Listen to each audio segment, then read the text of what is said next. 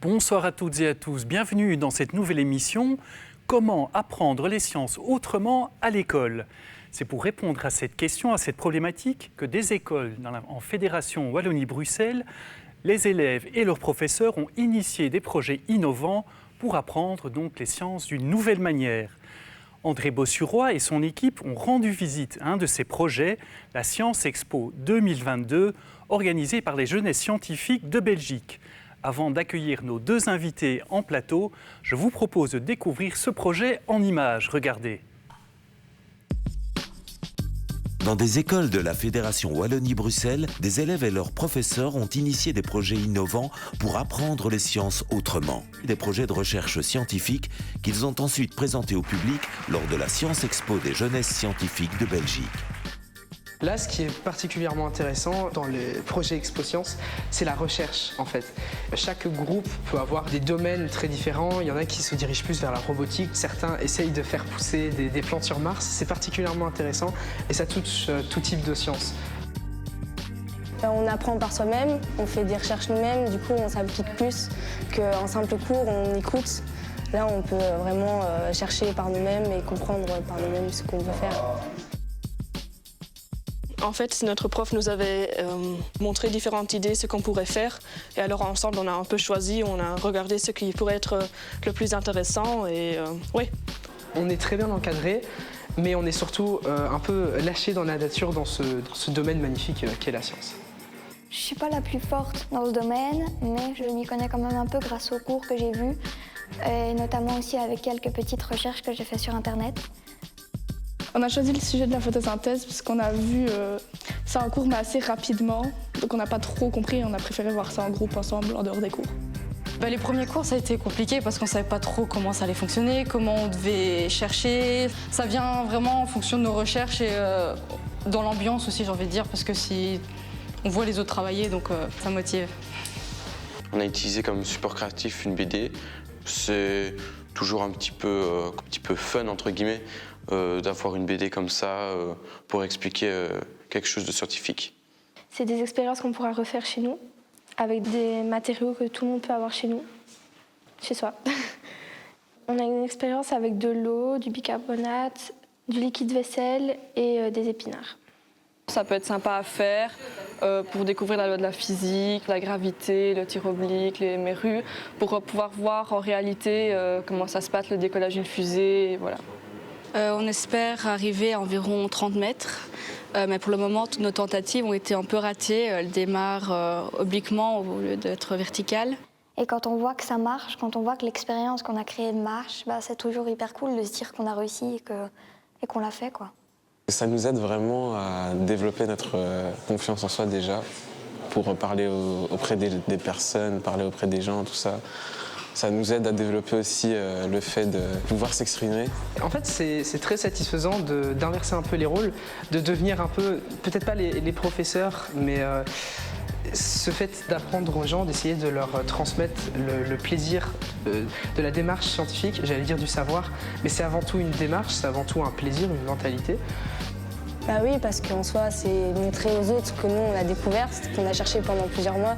C'est au moins, on peut montrer aux gens ce qu'on découvre et sur quoi on travaille. On ne garde pas tout pour nous.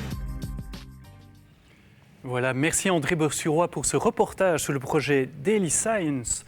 Pour en parler, j'ai le plaisir d'accueillir deux acteurs, plutôt deux actrices de ce projet, une élève et sa professeure. Valérie Bricou, bonsoir. Bonsoir. Vous êtes donc professeure de sciences au collège Saint-François d'Assise à Anse. Donc on vous a aperçu d'ailleurs dans le reportage. Et avec nous également ce soir, Doriane Pirotte, donc élève dans cette même école à Anse. Et on t'a vu aussi dans le reportage tout à l'heure, on y reviendra. Alors Valérie Bricou, une première question peut-être pour voir un petit peu pour mieux bien comprendre le cadre de ce projet. Où est-ce qu'on en est en Fédération Wallonie-Bruxelles avec l'enseignement des sciences? On sait que ce n'est pas toujours la matière la plus aimée ou la plus facile pour les élèves. Je pense que c'est une matière qui n'a pas bonne presse parce que souvent on en fait un côté élitiste parce que le vocabulaire est difficile, parce que ce qu'on en montre dans les médias et autres, c'est en général des éminents scientifiques, et je crois qu'on oublie souvent que les sciences, elles commencent à la maison. Et que tout le monde est amené à un moment ou à un autre, qu'on aime ou qu'on n'aime pas, à faire des sciences parfois sans s'en rendre compte.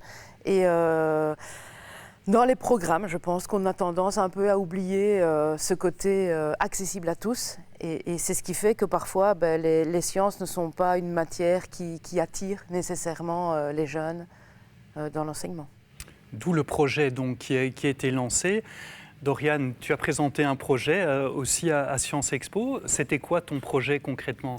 Mon projet consistait à démontrer l'énergie du vent, donc principalement l'énergie éolienne, donc une énergie renouvelable qui est beaucoup utilisée et qui, selon moi, est très pratique. Et alors, qu'est-ce que tu as fait concrètement? Tu as fabriqué un objet? On a fabriqué plusieurs pales pour certaines expériences. On avait une certaine grande maquette d'éolienne aussi pour avoir un peu un aspect véritable, enfin oui, plus pratique. Oui, voilà, plus concret. C'est ça. Ça t'a appris quelque chose concrètement? L'éolien, c'est quelque chose qui t'attirait? En soi, oui, parce que je me suis quand même inspirée d'un projet que j'avais fait l'année dernière, qui était là sur l'énergie hydroélectrique. Et selon moi, oui, ça a été intéressant à démontrer et à voir. Et s'exprimer en public devant tout le monde, ça allait pas trop dur? Ça a été, parce que grâce à cet événement, j'ai pu améliorer ma confiance en moi, on va dire, et j'ai pu être un peu plus à l'aise en public, et notamment pour la parole, etc. Donc voilà, donc le projet ne sert pas seulement à la redécouverte des sciences. Valérie Bricou, vous voyez en tant qu'enseignante le fruit de ce projet d'Eliscience ou de Sciences Expo par rapport à vos élèves? Je pense que quand on voit Doriane, on a tout compris. C'est un peu l'idée, c'est de permettre à des jeunes qui spontanément n'iraient pas nécessairement vers les sciences de répondre à des questions qu'ils peuvent se poser et auxquelles on n'a pas le temps de répondre dans le courant de l'année. Je pense que quelqu'un l'a bien expliqué dans le reportage qu'on a vu. On nous permet justement de répondre à ces questions, de chercher par nous-mêmes, d'avoir une démarche qui est un peu différente. Et je crois que c'est là l'essence même des sciences, c'est de donner la démarche. Une fois que la démarche est là, ils en font ce qu'ils veulent, mais ils savent comment appréhender un problème, comment appréhender une question. Et le projet en lui-même est beaucoup plus large que simplement l'enseignement des sciences. C'est tout ce qui tourne autour de ce projet, la construction du projet, la recherche, les maquettes, les panneaux, l'expression, affronter le public. Parce que passer de quelqu'un qui a 5 ans à quelqu'un qui en a 70, la façon de s'exprimer n'est pas nécessairement la même et ils ne sont pas habitués à ça. Donc voilà. Doriane, après cette expérience, ça te donne envie d'aller plus loin dans les sciences, peut-être faire des études scientifiques plus tard? Pas du tout. Pas du tout, c'est pas ton truc? Non, à vrai dire, je suis pas... Les sciences ne sont pas vraiment un domaine dans lequel j'excelle et c'est pas vraiment un domaine dans lequel j'aimerais me tourner pour l'avenir. Donc voilà, ça montre que finalement le projet peut intéresser même des non-scientifiques en herbe. Mais je pense que c'est vraiment le but. Et puis la difficulté, c'est que moi, je n'ai même pas Doriane en classe. Donc, je ne suis même pas son professeur de sciences. Donc, on travaille en dehors des heures de cours, pendant les vacances scolaires, etc. Et donc, ça montre aussi une certaine motivation de la part des jeunes qui se lancent dans l'expérience. Parce que je pense que l'expérience est belle, j'espère en tout cas. Est-ce que ce type de projet, d'expérience pourrait être répandu plus largement en Fédération Wallonie-Bruxelles ? Je pense que c'est un des objectifs des jeunesses scientifiques aussi, par l'intermédiaire de leur association et des concours Sciences Expo. Maintenant, il n'y a pas que la notion de concours, mais si on veut développer les sciences, je pense que ça doit passer par là. C'est laisser un peu de liberté pour justement pouvoir sortir un peu du cadre scolaire strict et répondre justement à leurs questions et faire face à leur curiosité, même si parfois c'est déstabilisant pour le prof. Doriane, une dernière question pour toi. Il y a un autre projet que tu aimerais développer dans ce cadre-là d'Eliscience ? C'est-à-dire ? Un autre projet scientifique, quelque chose qui t'intéresserait, à part l'éolien ? Pas vraiment, à part le projet que j'ai fait l'année dernière, que j'aurais voulu approfondir. J'aurais voulu approfondir mon sujet sur l'énergie hydroélectrique. Malheureusement, à ce moment-là, j'étais en groupe, en duo, et cette personne ne voulait pas reprendre ce sujet, donc on a dû forcément changer. Donc j'aurais bien voulu un peu plus expérimenter le projet que j'avais fait l'année passée, mais ça n'a pas pu se concrétiser. Bon, appel est lancé pour une prochaine fois. Merci beaucoup à toutes les deux, Valérie Bricou, Doriane, d'avoir parlé de ce projet. Merci à vous d'avoir été avec nous. Si vous souhaitez revoir l'émission, c'est sur Ovio ou sur le site catobel.be. À très bientôt.